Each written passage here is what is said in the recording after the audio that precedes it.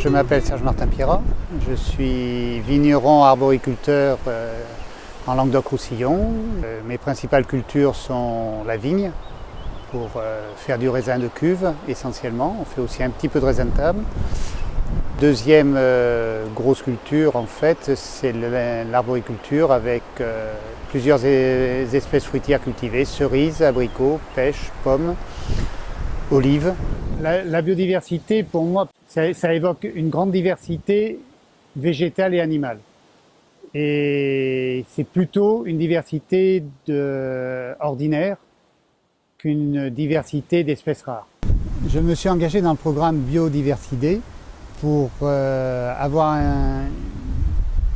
une vision des pollinisateurs qui sont présents sur l'exploitation, de leur fonctionnement dynamique dans le temps, puisque étant en région méditerranéenne, nous sommes soumis à des sécheresses importantes, des chaleurs importantes, toutes conditions climatiques qui sont défavorables à la possibilité d'alimentation de ces insectes.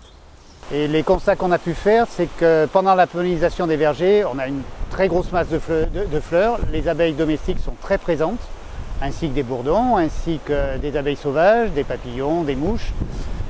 Par contre, en dehors des périodes de floraison des vergers, on retrouve dans nos enherbements naturels pendant toute la durée de floraison essentiellement des abeilles sauvages, des bourdons, peu d'abeilles domestiques, parce que l'enherbement est très diversifié et donc on n'a jamais un effet massif de floraison. L'enherbement pour la biodiversité a plusieurs intérêts. Il a un intérêt pour la microfaune du sol, puisque l'herbe est en fait constituée de racines qui vont descendre en profondeur, qui remuent le sol, qui créent en fait des passages dans le sol. Chaque fois qu'une racine meurt, c'est un espace libéré, de l'oxygène qui rentre, des bêtes qui rentrent. D'autre part, ça ameublit le sol en profondeur et donc ça permet à la faune du sol et à la flore du sol de se développer.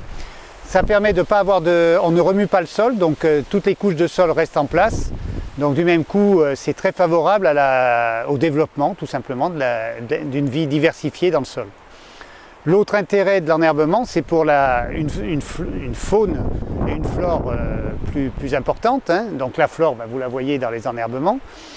C'est une flore diversifiée, constituée de graminées, constituée de dicotylédones.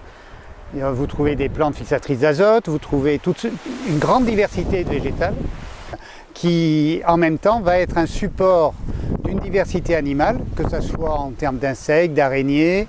Ces insectes et ces araignées sont souvent des auxiliaires, c'est-à-dire que dans bien des cas, ils vont se nourrir des parasites des cultures. Et d'autre part, c'est un lieu de refuge, c'est un lieu de nourriture, et c'est un lieu qui va correspondre à la nidification de certains oiseaux qui sont des oiseaux de plaine. Et donc on va retrouver l'outarde canepétière qui va nicher au milieu carrément des rangées de vignes, les perdrix, la perdrix rouge. On retrouve l'alouette également, dont on trouve nous régulièrement des nids à l'intérieur des rangées de vignes. Alors l'outarde canepétière est une petite oie qui est un des deux oiseaux les plus protégés actuellement en voie de disparition sur la France.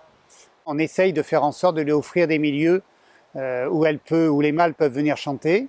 Et puis elle se remet à nicher depuis 2 ans carrément chez nous. Ça, c'est véritablement dû à la présence d'enherbement. On a 32 hectares d'enherbement présents sur l'exploitation qui permettent une richesse importante.